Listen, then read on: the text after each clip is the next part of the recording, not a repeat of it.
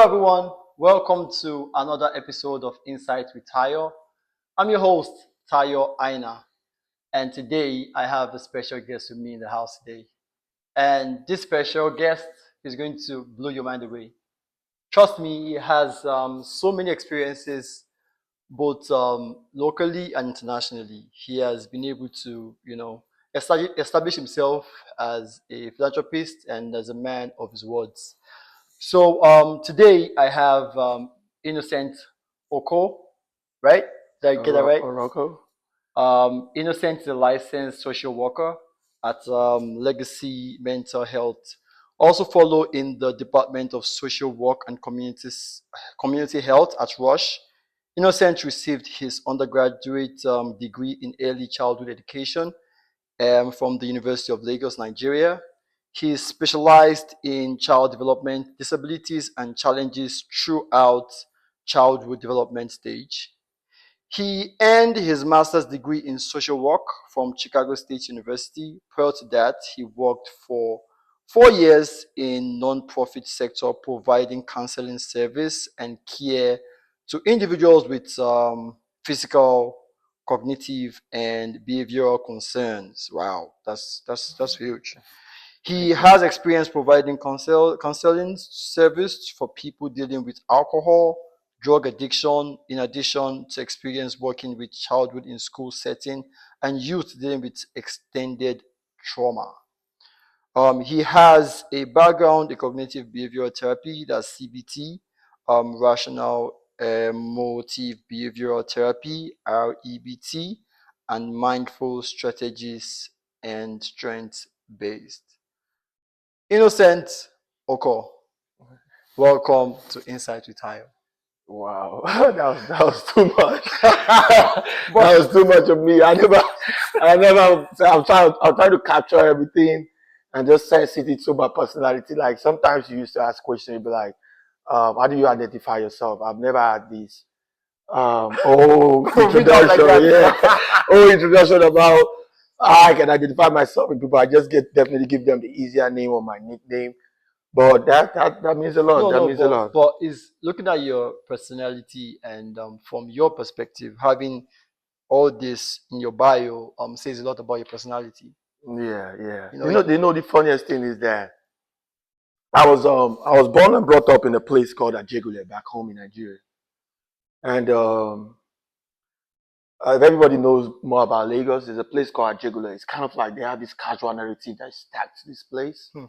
Um, it's neither you become a footballer, who plays soccer so Yeah. much, or neither become a musician because we're known for that. Ajegule is known for football and musician. When it comes to the positive side of it, but when it comes to the negative side of it, which is more in a higher percentage compared to the positive side, it's a place that crimes, higher crimes, and people come out not to be nothing.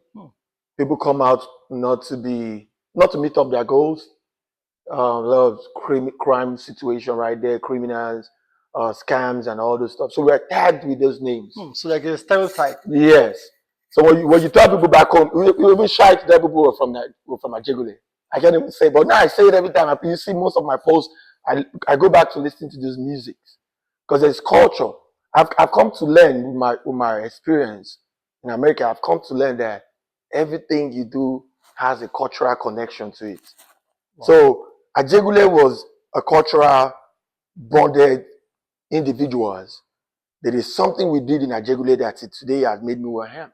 Wow. But you never know stuff like that. You never know all the stuff has something towards your progress or towards your success or towards your upbringing. You felt like it's just a place, a name. Every community has a culture that bonds them together, that brings out memory. In every situation you go to, it leads to your success. Every negative or positive situation is a story towards the success. Wow. This is just the introductory part, and I'm so overwhelmed. Like I'm when I decided to call you up for this, I know we've had several conversations before, Yeah. and I could tell how passionate you are for growth and development. I could tell how I could see your zeal for Yeah. progress and all. And Thank you. I know you have so much story to tell. and I feel Yeah. like this is a platform where you can share your story, share your insights about Mm-hmm. life.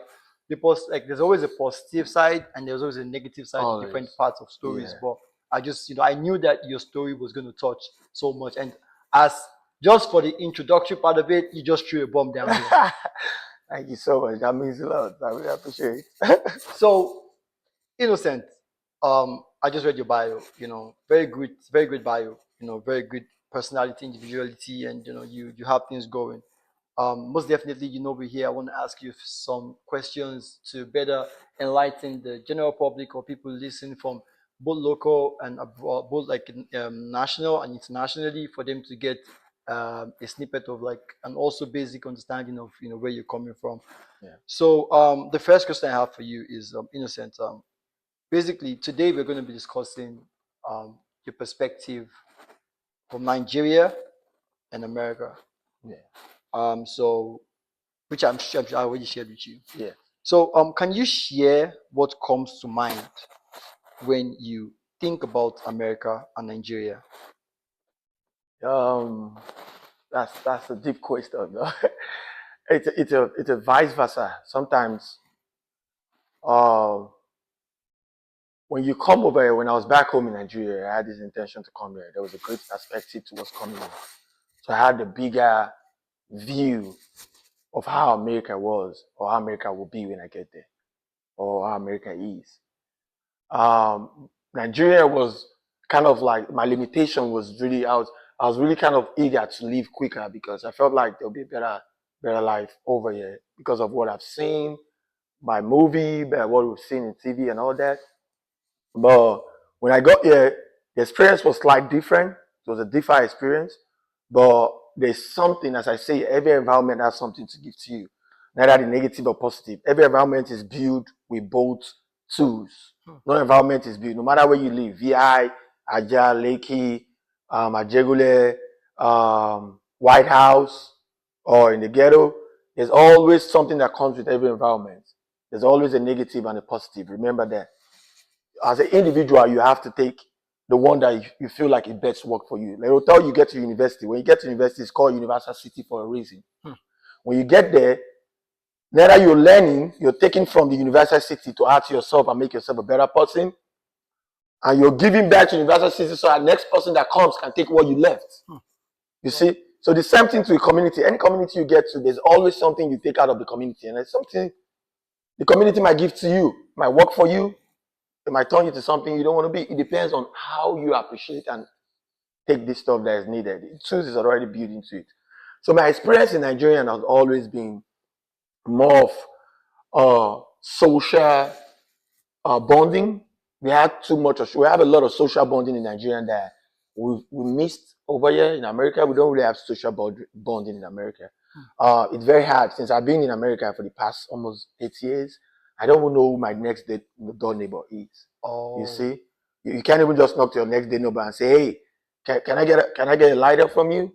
Can I get this?" Compared to Nigeria, Nigeria you can be broke, and your next door neighbor can feed you trash the whole month till you get a paycheck. sorry to cut you. I need to say something. Like this thing you just said, I could relate.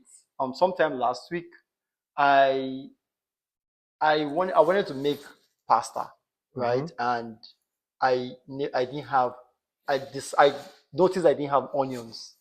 And I remember back in Nigeria where I could just knock on my neighbor's door and say, please, can you Yeah, give me you onions? and you.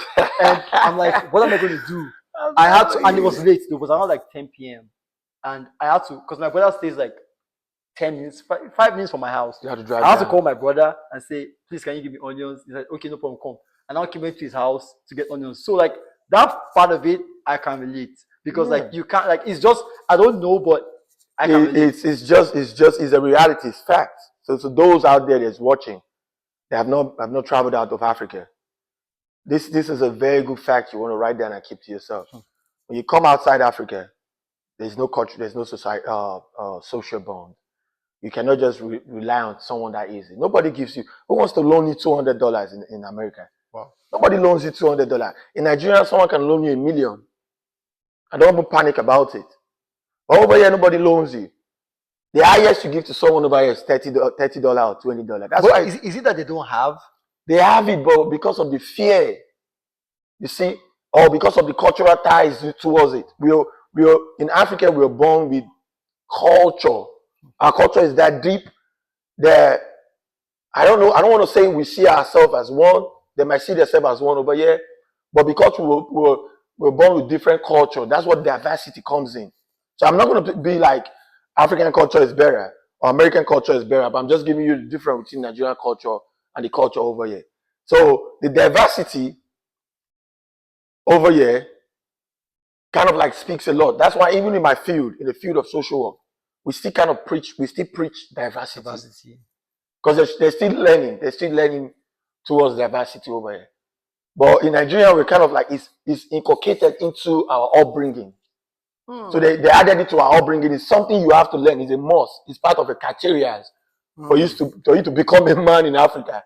You have to learn this stuff as part of your upbringing. But over here, it's something you need to learn as part of maybe your work ethics or maybe a compulsory rules and norms and values towards where you work. It's not something you just learn on your own. You see? So over there now I can sit in Nigeria and be like, hey bro, I don't have money to eat. Someone from Benin can buy me food. Someone from Yoruba can buy me food. A Yoruba man can call me and give me his clothes to wear. We're going to a club and I don't have nothing to put on. Yoruba man will give me a clothes, even if I'm from the Igbo side, you see? But over here it's difficult because someone gives you a shoe to wear. You have to be great close pally to this person. Sometimes they don't know you. Let me tell you a funny story, right? When I came to America, that was 2015, 2016. I have this perspective of what I used to see in movie or the kind of life I've lived back home in Nigeria. So I was looking for a job somewhere. It was here home, it was caregiving. So I had to travel down to the place. It's like the suburb. Then I don't have a car. It's a suburb because everywhere you go in America, you have to have a car. It's not like you walk down. You cannot walk around in Nigeria. You can walk anywhere and go buy something and come back. Even in the closed door buy store, you have to drive. Like you say, your brother lived 10 minutes. Yes. It was Nigeria. You'll have walked down there and get it. Yeah, but you have to drive. So I went to the suburb. This place that the train stopped me. It was like a few minutes walk from that place to where I'm supposed to go to. And it was snowing badly that very day. Wow. You see? So my plan was when I come out of the place, I can easily just stop someone. I say, please. To take it. My brother, man, this story I tell people every day, they laugh at me over here. I was busy. I was there for almost 20 minutes trying to stop someone. Wow. No car stopped. None. Just to take me to the train station so I can board the train. I missed almost all the train because I was waiting for.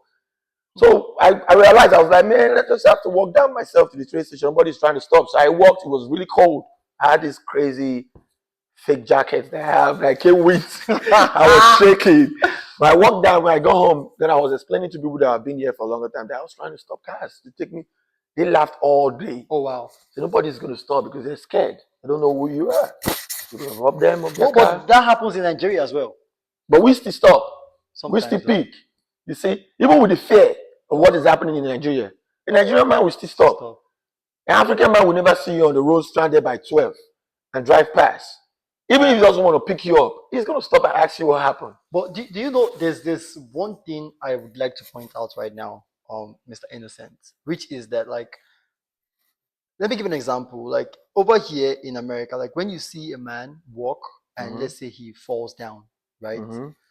You know, I remember back in Nigeria, there was one time, someone I know, we're walking on the road together and suddenly he just fell some kind of way and fell down. A lot of people came gathering, trying to pour water, help, even if they didn't have the proper education to know what to do, maybe doing CPR or everything.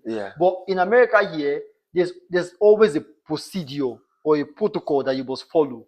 Yes. It's quite different. Why do you think, like, and like, I feel like Africans are always willing and wanting to help. They are quick to want to help, want to intervene, want to like be in your business. Be in your business. More empathetic. Yeah. So the thing over here is they practice sympathetic. So they do more sympathetic type of involvement. You see?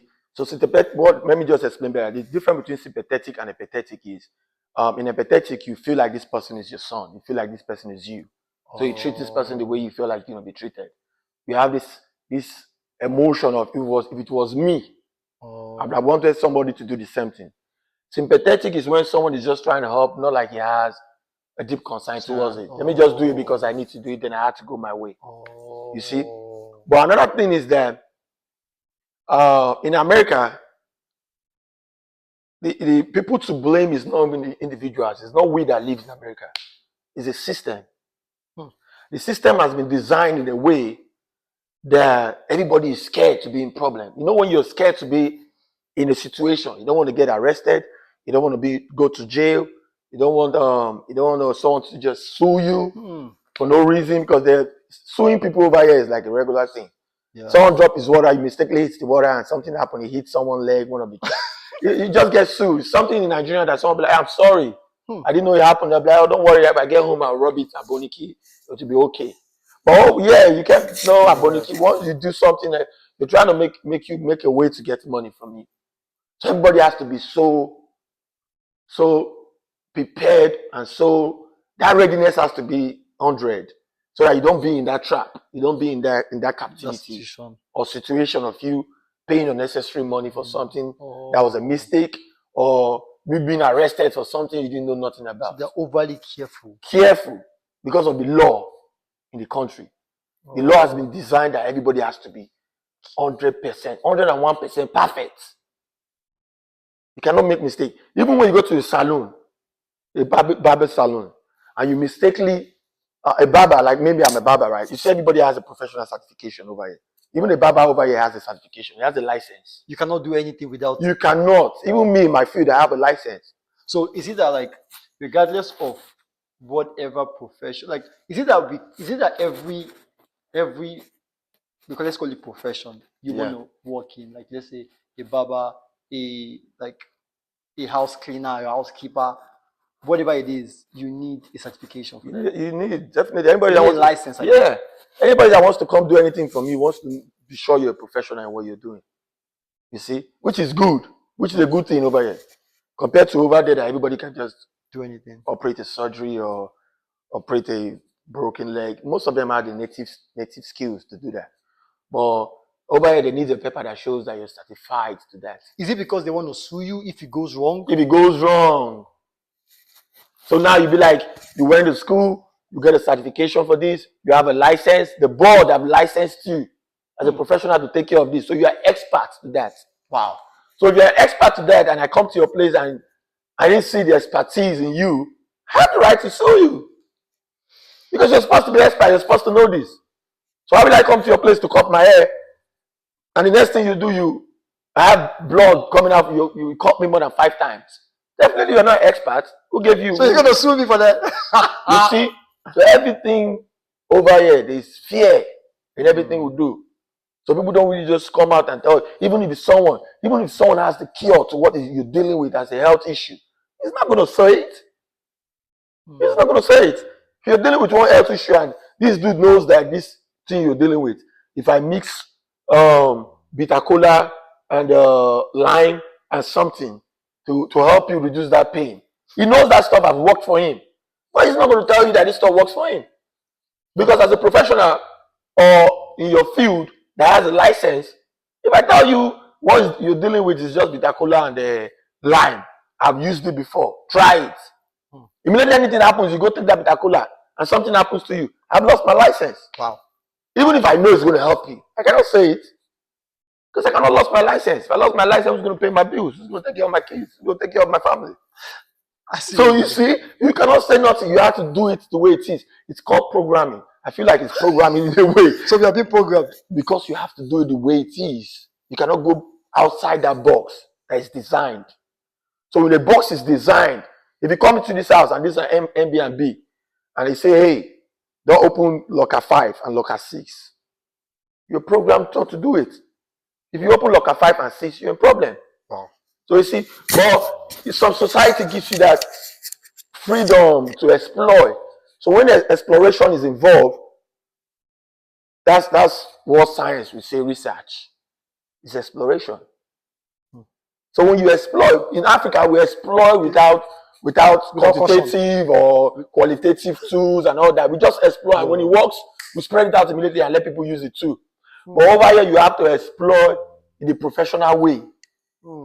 You see, that's just the two different things. So there's always a pros and cons, as you say. There's always a disadvantage and advantage in both sides. Sometimes when you explore and it doesn't work the way it's supposed to work, it's going to damage a lot of things. When you explore and there's statistics and there's facts, it will help. But sometimes you cannot go beyond that exploration because there's a circle they give to you. You cannot pass that circle. So you see. So, like, looking at your professional field and how you've been able to evolve as a professional, and I'm sure like the journey was, it had this one here and there, but in comparison to how it is being operated in Africa, like your professionalism and what you do for a living, what do you think is a similarity? What do you think is missing over there? Or do you think it's being practiced better in Africa or in Nigeria than it's being practiced here in America? Wow. Man, I'm loving your question, bro.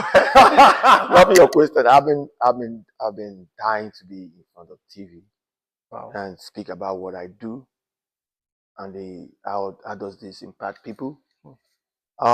Initially, my goal was to come to America, study, go back home, and use everything I've learned over here to help community that I left back home.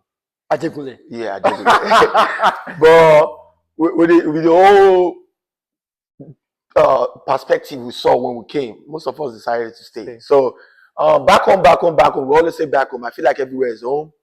The individuals that is here, that is connected to me, that stays in America too.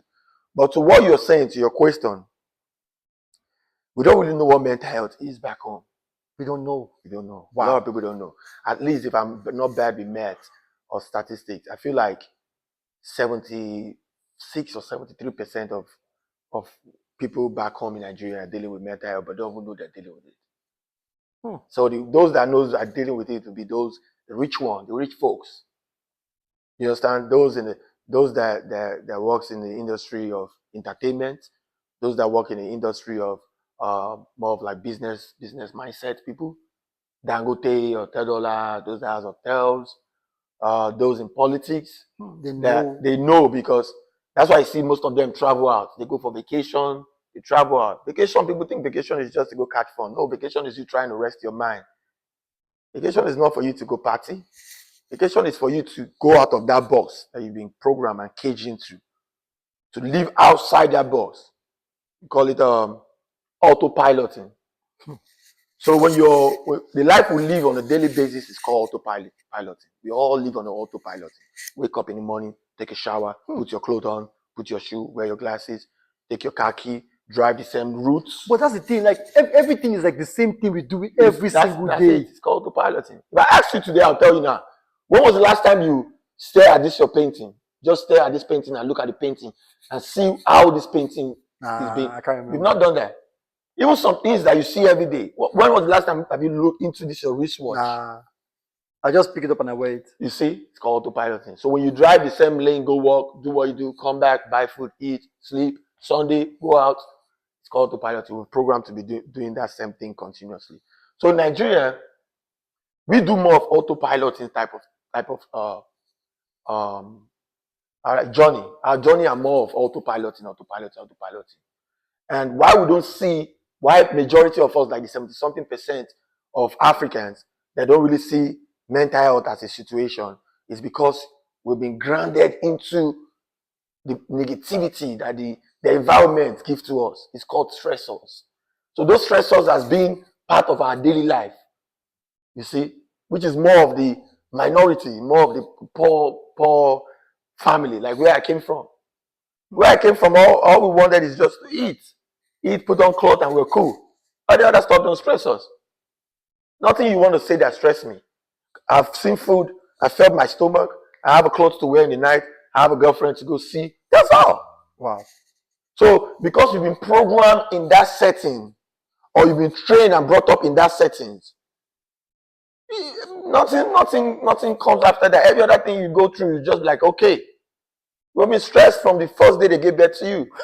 You understand? Wow. You're living in a place that, as a child, sometimes you don't have electricity. As a child, sometimes you don't even know what to eat the next day. As a child, when you fight and come back, your parents tell you go back and fight more. So all those stuff groom you to that level that if I've gone through all this negativity of stages of my journey, how this little pandemic will take you down. stress me? You see? So most time, all those stuff doesn't stress us. We don't see it as anything. It's just those that felt like there's something to lose in the journey. When they lose stuff like that, or they kind of like are panicking towards that stuff, that they're kind of like they hold so much themselves. They get stressed. They get mental distress. They get anxiety. They build up stressors that build them anxiety that might lead sometimes to depression or so. Or someone with no state of income at all, that he felt like you have not eaten something and he's not going to eat for the next 4 weeks. He doesn't know where to sleep. He used to be rich, now he's poor. People like that truly understand. They go through it, but they don't understand what it means. They might just be telling you they're going through what they're going through. But since I've been into America and got through the course of clinical social work, after my master's, I get to understand a lot of things when it comes to becoming a therapist for mental health. Understanding mental health in a long What is mental vision. health? So mental health is anything that, any situation, we call them stressors, any stressors that affect your emotions. So emotions is like the bigger goal where we get stress from. So when you start thinking about a situation, you get stress from the situation. I always think stress comes from the event itself. So the event itself is not even the stressor. It's the way you think about the event that causes you stressor. So if you're living in an environment that there's everyday negativities in the environment, maybe you're living, let's say you're living in the West Side, Inglewood, for example, or you're living in Ajegule, where I came from, and every day is just fight, every day fight like that.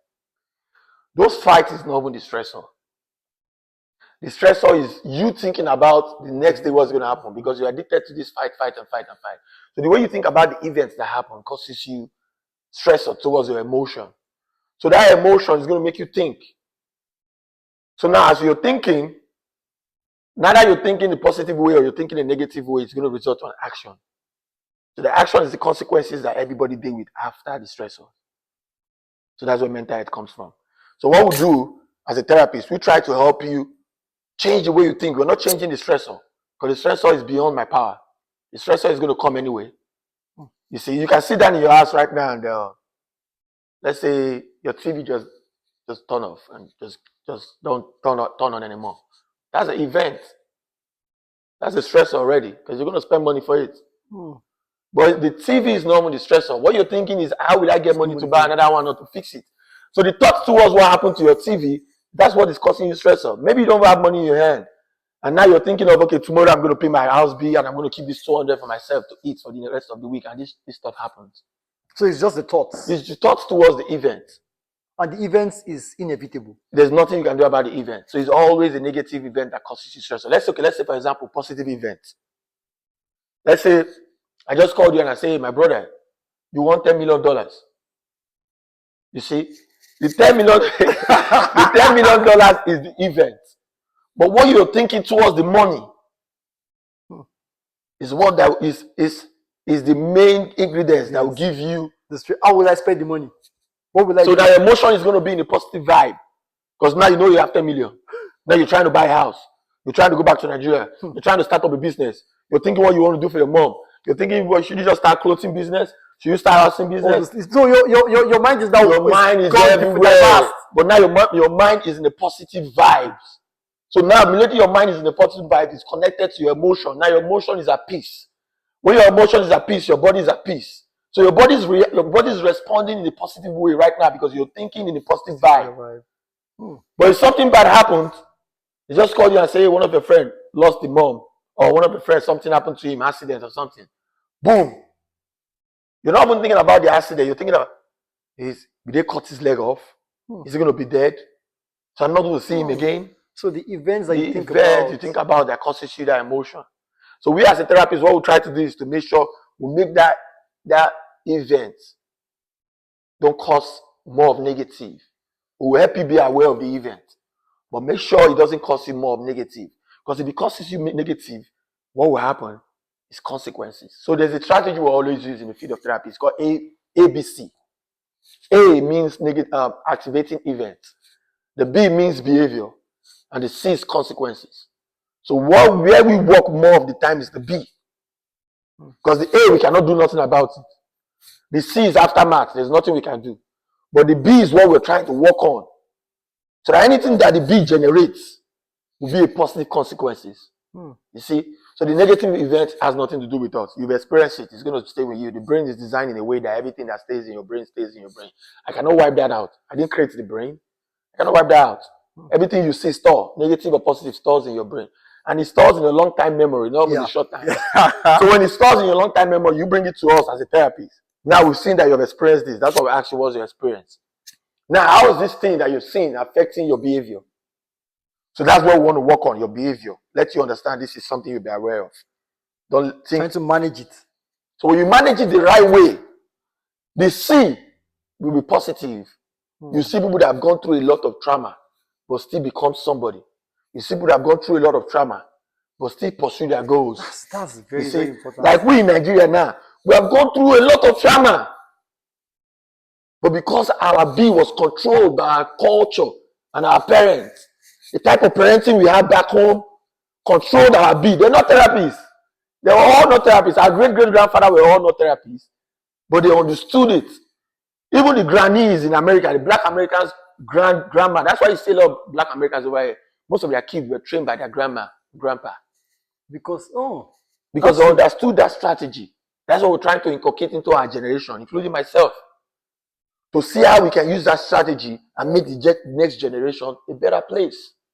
So that's the reason why a lot of people, you just like, because in America here, I've not checked the stats, but you just watch the news and you see this person is depressed, is trying to commit suicide and everything.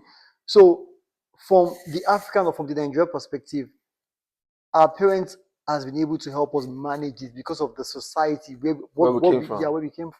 Where we came from. Most of the things you have here that you can easily just access, we can't access it back home.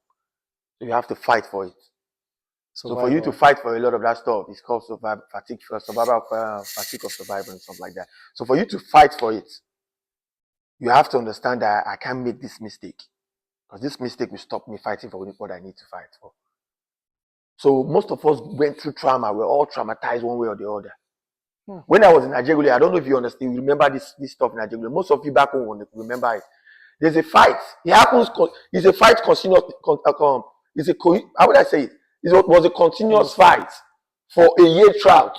So there was that Ijo fought Hausa, and Ijo fought Yoruba, and Hausa fought Yoruba. Oh, that's like a tribal. It was a tribal situation. That's what this. I don't know if you had this music. Let me see. Let me go back to my Nigerian music. If I say oh, you say P, another man says C. Oh, well, you sabi.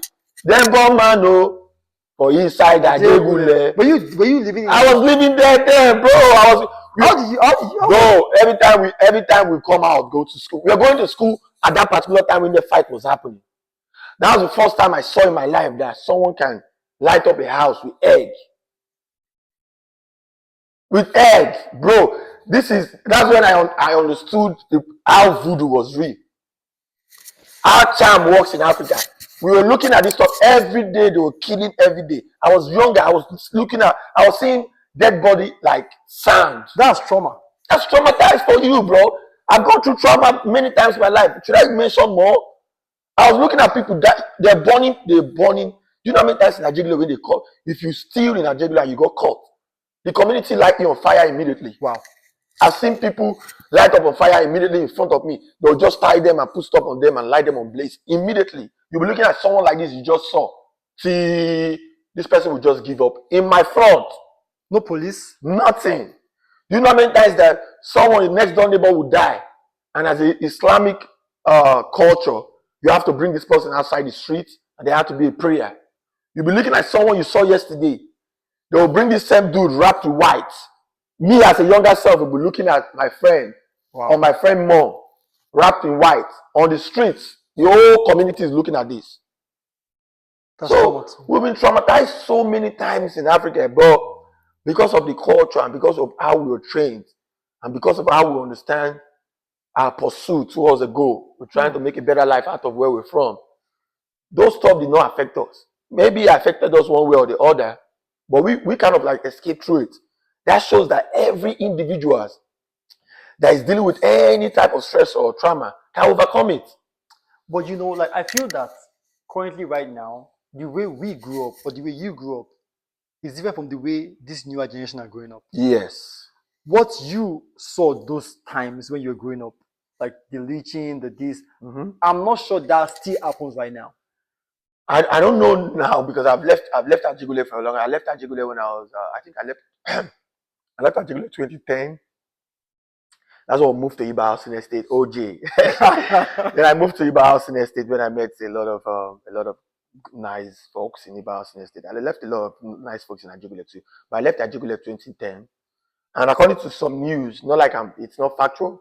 A lot of news that I've been hearing from friends back home, they are still do similar stuff. Not like it has changed. But it's not as pronounced as it was. Yeah, so they still, if you're still gonna get beaten up almost to death. So those stuff has still been done. But over here in America, the mental health situation in America, you know why it's definitely increasing every time? Because the stressor in America sometimes happens to be like a new thing to them. Let's say, for example, the COVID-19. You see, it was new to a lot of people in America, even to the world. But we've gone through a lot of pandemic that we don't even see as pandemic. Malaria also is a pandemic. Malaria. This is like part of us now in Africa. Malaria and typhoid is something. Even if you're not a doctor, but it's actually a pandemic. Yes. If you're not a doctor in Africa, if anybody is sick in Africa, our guess is always right. Maybe I see you start getting this little spot in your lips, and I see maybe you're kind of feeling feverish, or you don't move, or you don't eat well. My guess is malaria or typhoid. By the time you go to the hospital, my guess is always 99% right. Because that's the only two things we've been dealing with for a longer time, and we're still dealing with it. It's a pandemic that's never been resolved. See, chicken pox. Chicken pox. Yes, chicken pox is a. We've been going through all this. This is a pandemic that has not been resolved. Now it's part of us. It's like our neighbor. So you see, so most of the stuff that happens there, when it happens, because they're not used to it, or maybe they've not seen it before, or maybe they've seen it and they've given them so much. There's always a backup of don't worry, it's gonna be okay. Don't worry, it's gonna be okay. So there's always never been there's always a pathway. Yes. So that pathway doesn't really kind of like show face when it's needed. There's a problem. Everybody's dealing. But back home, there's no pathway. We already this stuff. What happened? There's new disease. What's the disease? Ebola. Will be okay. Everybody will be okay. Ebola. What happened? How's Ebola? What happened? If you get Ebola, what happened? Well, you get Ebola, you shake your leg. Oh, I used to shake my leg before now. Let it go. We'll move on. I was in Nigeria when COVID-19 was happening though. How did you feel? We were still playing soccer. We were still robbing soldiers. We were still drinking from the same cup. We didn't have, there was no max. I was asking them, have you seen anybody with stuff like that? They didn't even care because not like it's not scary, but because nothing scares you anymore. They understood that it was a pandemic, but because of the background and how the culture has been able to, go through a lot of phrases like that. Felt that it was. Some of them was even making the cure themselves. Some of them was making tea. That's where we got all those tea from. Tea. Some of them were making palm oil. Just anything you felt like you clicked with what you have in your head. Like, oh, my granddad has done something. Let me use it. Boom. Wow. When it works, it works. The mindset thing is what the thing about this. I'm going to say this. This is outside this conversation, but I'm going to say this to give it outside to the audience. This is very important. Get to understand that the body is built in a way. I've been in the field of social work, therapy for almost 3 years, going to 4 years. I've got to understand better how we get stressors and how we get these health issues, especially mental health issues. The body is built in a way that everything that you needed to resolve your concern or stressors is inside of you. The only thing you needed is just to pump it. You see? So, like for example, if you have a headache, they'll tell you to go take water. Not like your brain doesn't know you have to calm down. Your brain is kind of like over vibrating. Your brain is working so hard. You understand? So the medication you're taking is just to relax the that's hyper intensive intensivity of your brain, or maybe the hyperactivity that your brain is doing at the same time. It's just to calm it down a little bit. So when it calms it down a little bit, then you get better and your headache just stop. But meanwhile, the fact behind that is your brain is already built to calm when it needs to calm. But the medication is just going to boost that. That cells. There's cells in everybody that helps you work anything. Like we have the white blood cell, red blood cell, and all that stuff. There's cells that helps you resolve everything in your body. Mental health, stressor, swelling of legs, running stomach, everything you're dealing with. The body already has a way to treat itself. But what you have to do as a person is to boost what you need to just boost the body. So most people use medication for booster. Most people use water for booster. Most people rest for booster. Some people listen to music for booster. Some people walk around for booster. Some people feel like calling someone helps them. So it depends what you feel like helps you to boost any cells in your body that can help you treat any situation you're going with. So if you can find that stuff that helps you boost, make use of it. That's interesting though. That's interesting. Mr. Innocent, like without even me asking you these questions, right? You've been able to touch the questions I'm about. I was generally going to ask you in so many ways, like being like from your background, Nigeria, America, the people, therapists, like you've touched a lot of viewers out there. I'm very certain about that. But this is my next question is very straight and direct. What do you think are some common misconceptions? Like a lot of people have misconception about America, people in Nigeria, like a lot of misconception. Or be like, send those see me, like, that's Yoruba. Like, why did you send money to me? Like, like they plug money over here. Like, what do you think are the misconception people in Nigeria may have about America and also Americans about Nigeria? Okay. So I thought, bro, please invite me every time to the show. I'm loving the question. You're good with your questions, though. Your question is not just because we want to be here and have conversation. It's something that's going to touch a lot of people that are listening to this talk. So there's two casual narratives from Nigeria thinking over here, and from here thinking over Nigeria. I've met a lot of Black Americans that felt like they want to relocate to Africa. Really? A lot. Wow. Every Black American that I made friends with, the first question they ask me is, what are you doing here? I'm telling you. What? They keep on asking me that. But if you say it like that, people will be like, are they okay? Even people back home? Yeah, people back home be like, they're okay. They want to leave America and come to Nigeria. You understand? But if you don't understand their perspective, their experience, you won't see why they say that. Everybody has an idea from their experience. There's no idea that just come up. You just sleep and wake up and be like, I think I want to eat rice. No.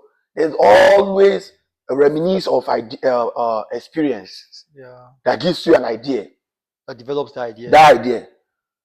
So Black people in Nigeria always think there's too much money over here. Okay. This is facts. And I'm happy that you invited me to say this. This is facts. Facts. That's why you see me. People that knows me better. Every time I come to Nigeria, you hardly see me show. I'll be in that same community. People that knows me will tell you that. Wow. You see me every time I come to Nigeria, I'm still at Ojo. Iba Housing Estate. You never see me in the VI. Ikoyi. But Abuja. You can afford it. I can afford it. But this is where I left. This is the people that understood me. This is the people that showed me love. This is the people that hugged me where I don't have. But are you not scared? Like, no, why am I scared of people that knows me already?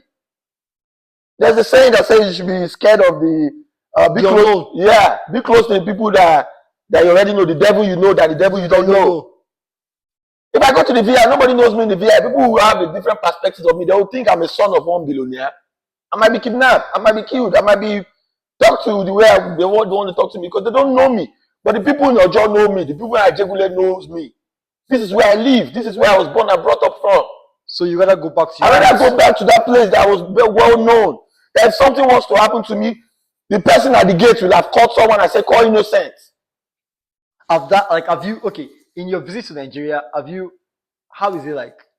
It's very lovely. Nigeria is the best place you want to live. Or Africa, let me say, for example, is the best place you want to live. This is a place you're well recognized. This is a place where people see your worth. This is a place where people see you for you. Not who you're trying to be. They see you as a king. Yeah, not like a king though. But they see for who you are. Because they know you. They know you. You see, if I sit down with somebody in Ojo or somebody in Ajegule where I was born, or somebody in my village in Enugu, 042, if I'm definitely getting mad, someone will know he doesn't like that. So you stay with someone that understands you better, and you stay somewhere that they don't understand you better. So the perspective of people in Nigeria thinking there's too much money right here. There's not too much money right here. US, Britain, anywhere. If you think there's money here, why do we have homeless?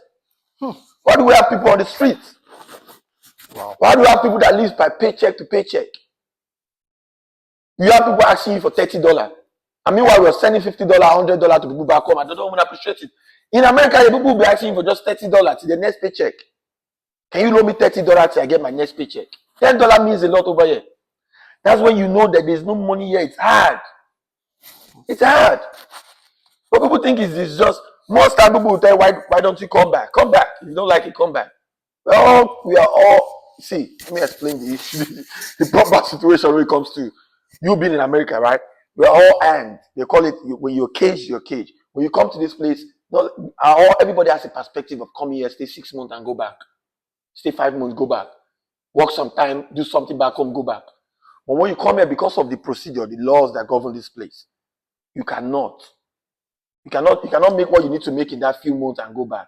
So definitely you stay longer. When you stay longer, you overstay. When you overstay, sometimes you feel like, let me just start a life here. Most of us get married, most of us have kids, most of us pursue school. You can be in school and you have 3 years program in your school, you stay. Yeah. So one thing or the other, something has made you stay. Yeah. But the money perspective, let me go back to the money perspective. The money we make here is in dollar. But the people in Nigeria tends to forget that we spend it in dollar. That's the point. You see? They forget to remember or have that stuff at the back of their mind that we're spending the same money we're spending in dollar. Because that money we're making here, if I tell someone in Nigeria that I'm making $2,000 every 2 weeks, that person will be like, man, big boy. Big boy.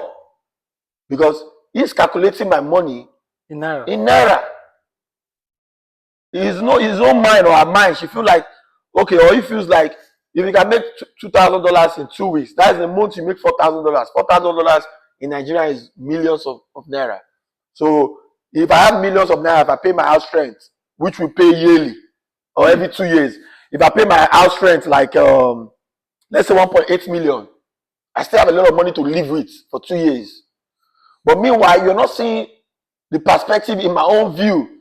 Because in my own view, that $2,000 I'm making, my mortgage alone is like $2,263. So my money I'm making in 2 weeks, I don't even cover my mortgage. That means if I make that money in 2 weeks, I'll keep it. Then I'll make the other 2 weeks. You don't take some of it. Some of it to add for mortgage. Then when I pay mortgage, then I'll pay for electricity. If you're living in a house, you pay for gas, except you're living in an apartment. Then you pay for gas, you pay for soil, you pay for garbage. Internet. You pay for your phone bills. Then you pay for your car insurance. Car note, if you have a car. If you have car notes, you pay for car notes. You see us collecting car, we are paying for it though. It's not free. Then the little money you have, you buy food stuff. Every food stuff have taxes. Every food stuff you have taxes. Even the bag they pack, even the bag that they used to pack your food stuff you bought, you pay for that bag. Yeah. By the end of it, that $2,000 I'm talking about, what I have left is like 200 or 150. Wow. Then my parents will call me, I'll still send them like $50 out of the 150 or 70. So I have $80 to chill till the next paycheck comes. So you see the perspective you have back home there is different over here. That's why people over here felt like if they go back home, they won't pay all the stuff we are paying. And the little they can make back home, they are okay with happiness. Because right here, you're not happy, you're spending everything back. You don't have time to even do anything. You cannot go out and stay too late. You cannot drink more than 2 bottles outside. You get caught, you get DUI. That's crazy. No matter how happy you are, even if your friend had 3 plates, your friend invites you and he has 3 plates. three kids at once. It has not, maybe the wife has not had kids for like 20 years and they finally was pregnant and had a baby. With the happiness of you going there to celebrate, you cannot drink more than one bottle with two bottles of water. You're drinking one bottle of Guinness, you're drinking 2 bottles of water to eat. Because you know. Because if they stop you for anything, even if it's your plate number, the police stopped you for, and they tried, and they found this little content of alcohol in your body, you'll get to a DUI. If you get a DUI in America, you're gone. Wow. It's over. If you get a felony case in America, don't miss a minute. If you get a felony case in America, you're gone. You cannot work anywhere anymore. So you always be careful of everything you do so that you won't get into that trap. If you get into that trap, everything you own in this country is gone. So are we in the trap here? That's why I see, though. That's my perspective. That's my own vision. That's a layman perspective. You see, my philosophy of how we live in America is a cage. I need to say this. I need to say this. Like, I think I need to say this as well. A friend of mine, was going through one or twos, and he has, like, bills, and he has car notes and all. He called his company, the company who he got the car from, to see if they can give him a little bit of, like, leverage for like a month or two before he finds his feet, and all. He explained the things to them that, like, I lost my job. Can you just, like, give me like a month for me to, like, I'll pay my car notes, maybe like the next month or now. But the bank who loaned him the money told him that they won't be able to give him until he gets a job. Like, so I was not like, I don't understand. Like, you're trying to call you pay for your car, right? And you're trying to tell the loaner to help you because you're in a situation, and they're telling you that they cannot help you until you get out of that situation. Yes. So that's a trap. So that's what I'm saying. So we know, remember when we started the conversation, I said something about empathetic and sympathetic. Back when we were trained in an empathetic way. Go anybody's house, even if a man has 5,000 in his house in Nigeria or Africa, and you tell that man your situation, the man gets emotional immediately. Because he knows he has been, every individual in Africa has been in one of that situation that I explained to you. So if I'm telling you my leg is going to be cut in 2 days, you have someone similar that have gone through that situation. You understood it better.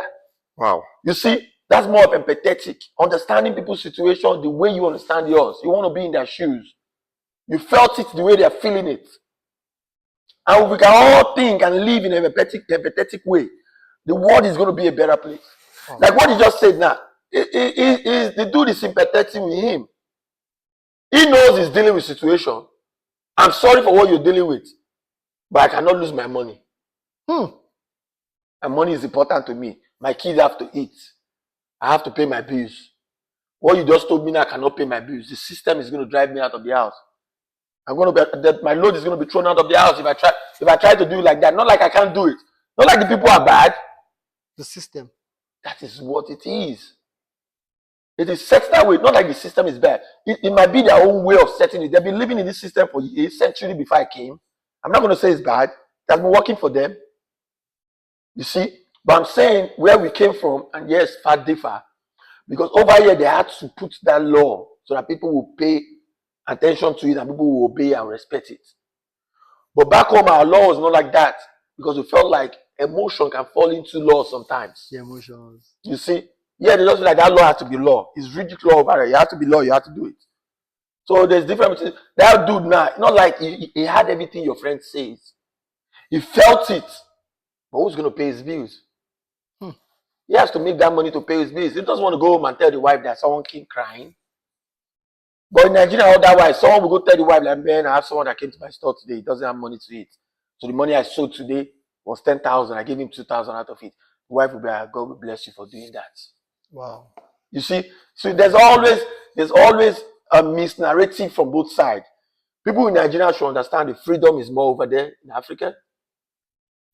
The recognized identity of who you want to identify yourself as is over there. The empathetic type of living is over there. Bonding, social bonding, and community building is over there. But over here, you have to be a little bit strict so that you can survive. So we are kind of like, America is more like we're under Tupac will say before even Tupac, if I even had the music from Tupac, I've read a book that I don't know, I don't forgotten the author of the book. It says survivor fatigue. Hmm. So we're trying to, everybody's trying to survive. Tupac says even the next door neighbor is a threat. Hmm. Because you're trying to survive. The way it was built, it has been in the way that you're scared of anybody around you. You're looking at your shoulder every 10 seconds because Everyone's a threat. you don't know who's going to take. You know, I was working in the factory. Even the Nigerian people I brought to the factory, the Nigerian brother I brought to the factory will go tell my boss that I'm not working. Can you imagine? That helped. Yes, because they're trying to keep their job. Oh. Because they have to survive. Am I mad about it? No. Oh. That's the system. You cannot mad about what people came to meet. Hmm. He came to meet it. They taught him how to do. Now he's scared to lose his job, so he has to do everything to lose his job, to keep his job. But do you know the funniest thing? I must chip this in. Mr. Innocent, I must chip this in. The funniest thing about situations that happens in, let's say, like an immigrant coming to America is that initially they're always scared of getting into debt. Like they feel like, oh, I don't want to get a credit card, blah blah blah blah blah blah blah. This is I don't want them to catch up on me, blah, blah. But are those things inevitable? Can you not have a credit card? You can have it though. Let me talk. Mr. Tayo, man, I love you, this brother. I love you so much. You're just touching base on. See, your questions are really, really vital because that's what we're dealing with in America. And to those back home in Africa or other places, I feel like you want to come to America, UK, and other places. I advise you to do more research so that when you come, it doesn't hit you that bad. Then you already know what you're dealing with or what you're going to meet over there. The system designs that credit card to assist you. But because where we came from, debt is a big taboo. You don't want to walk around the streets in Africa or Nigeria, and people are pointing you and saying, "Oh my God!" So debt is a big taboo. That's what I'm saying. Cultural diversity. Every culture plays a role. Every culture is beautiful in its own view. Every individual born in a culture has something they've gained from that culture and has something they don't like from that culture. That's what is called diversity. When you believe in cultural diversity, you understand people's culture and you love it the way it is. You don't have to love it, but you understood it and you have a bigger eye respect towards people's culture, even if you don't agree with it. Respect it. It will help you develop as a person. You see? So in America, they have a culture. In England, there's a culture. In Norway, there's a culture. In Africa, there's a culture. In our culture, debt is bad. In the culture right here, debt is life. Debt is life. Every individual in America is on debt. I'm telling you this is fact. Go check it. Go research it. Make a research. If I'm wrong, come back. I'm honestly speaking, I'm really thrilled, and I'm really thrilled. Like today is a good day. Like from when you came in, the energy you've given everybody. Like there are a lot of questions to ask, but like I just need to cut it short, you know. And for now, I'm going to say that I really do appreciate you for coming on this episode of Insightwithtayo. Most definitely, I'll definitely have you here again to share your insights on. I want to come. I'll definitely want to come. This is a conducive environment to be here. Trust me, guys. So before I let you go, do you have I know you've said a lot. As I said, do you have any last word for viewers out there? Maybe looking to go into mental health, education, or looking to, move to America, or looking to move back to Nigeria. Any last words for viewers out there from you? Yeah. So thank you so much for inviting me. It means a lot. As I said, this is a very, very welcoming environment to be in. It's nice when I heard you started your talk show. I was so happy because we've been together for long. We played soccer. We've talked outside this. So the mindset when I have a conversation with you, I see there's something you're trying to create from this and trying to pass to the people, to the viewers. So this is my last conversation. I know it might not be the last conversation. I'll be here again, but this is for today's episode. If you're trying to go into the field of mental health, please do. The pay It's okay. A lot of people kind of like base their mindset towards the pay, but sometimes it's beyond the pay. What I've learned from the field of social work and the field of mental health therapies or mental health therapy departments has not just drew me a lot just on my own personal view. It has helped people around me in my community and has helped me myself. You see, I've learned a lot from it myself that I use for my daily life, like my daily routine. There's some things I apply to it. Like, for example, I've learned to understand that everybody has a perspective of their own thoughts. I used to get mad on people's thoughts. So why do you say I'm ugly? You see, I don't have to get mad if you say I'm ugly. It's his own perspective. That's his own thought. He has rights towards what he wants to say. But the only way that will make myself mad towards what he's saying, if I allow myself become his thought. And the only way you can allow yourself become somebody's thought is when you agree on what they are saying. So now if I react towards what he's saying, That means you agree. that means I've agreed. But instead of reacting, what I do is respond to what he says. Then I have to ask myself a question. Am I really that ugly? Okay, you guys tell me, the viewers, am I ugly? I'm definitely not ugly. He's married. He's married. He's married. I'm definitely not ugly. He's married and he has two kids. right? Yeah, two kids. So you see, I'm not ugly because I've agreed on myself that I'm not ugly. That means everything he said doesn't matter. So everybody has an inside strength. Your inside strength guides you through your daily life. Makes you mad, makes you happy, makes you angry, makes you frustrating. It depends the way you apply your inside strength to the outside stressor. So if you apply your inside strength in a negative way to the outside stressor, it's going to bring consequences to make you a negative person. But if you apply that inside strength you have inside of you, cutting all those negativity that is outside of you, definitely is bringing you a positivity, a positive mindset. So understand your inside strength, understand your identity, and never for once identify yourself with your problem or what you're going through. Don't do that. Everybody was born without no stressors. Everybody was born without nothing. So if you identify yourself with what you're dealing with, that means you become that problem. No problem. You see, you cannot say, hey, that's Tayo, Tayo, that dude with the mental health situation. No, Tayo is dealing with a mental health situation doesn't mean Tayo is not that person that you used to be. So you have to identify yourself with what you feel like you're inside the real you instead of what you're going through or what you're dealing with. And when it comes to the people trying to travel out of Nigeria, situation sometimes makes you travel. I'm not against people traveling. You can travel. They say experience is the best answer. My cousin just came few months. It's going to be a year by December. He used to tell me every time I call him back home, Opimpi, his name is Opimpi, I'll call him out. Yeah, I don't want to call his name, but I'll call his name Opimpi. He always be like, oh no, you don't do this, you don't do this. But now he's here. Every time he calls me on phone, every day we just talk to him before I came to this show. Every time he calls me on phone, he tells me, man, you try. I respect you. You did try. You did try. That's his best language. God, Why is he saying that? Because he knows I've been in this field for a longer time. I've been in this situation for years. I came here 2015 or 2016. He just came a year. And he's already feeling the heat. So experience is the best answer. I won't tell you not to travel, but the advice I want to give to you, make use of every resources we have in Nigeria. Not resources to help you become rich or resources to help you become a better person. No. Resources like love, people around you, the food you eat, the people you hang out around, conversation with your parents about your culture, about where you're from originally.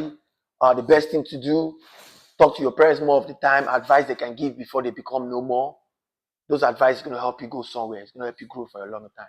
Make use of all those stuff back home. So when you come over here, it will help you grow faster because you already know where you're coming from. And you know how to apply what you gained from where you're coming from to the new environment that you just came to make the go a better go. See? Wow. Wow. Thank you very much, Mr. Innocent. You've been a blessing to this particular episode, and I'm so certain that you've also been a blessing to everyone watching around the world. It's a very great pleasure having you. I know you're a very busy person. I know that it took a lot for me to have this happen, but I'm glad you're here, and I'm glad you're able to educate and enlighten the people watching on different segments of life and how they can better improve on your experiences and all. You've shared so much, and I really appreciate you for coming. No problem. Thank you so much. I really appreciate you inviting me too. So this is where we cut it today on this episode of Insight with Tayo. I'm sure you all enjoyed this episode, and most definitely, I'm going to be having different episodes come your way, inviting various individuals from different professions of the world that we have, and discuss their insights on different issues and how they have been able to develop in their individual ways.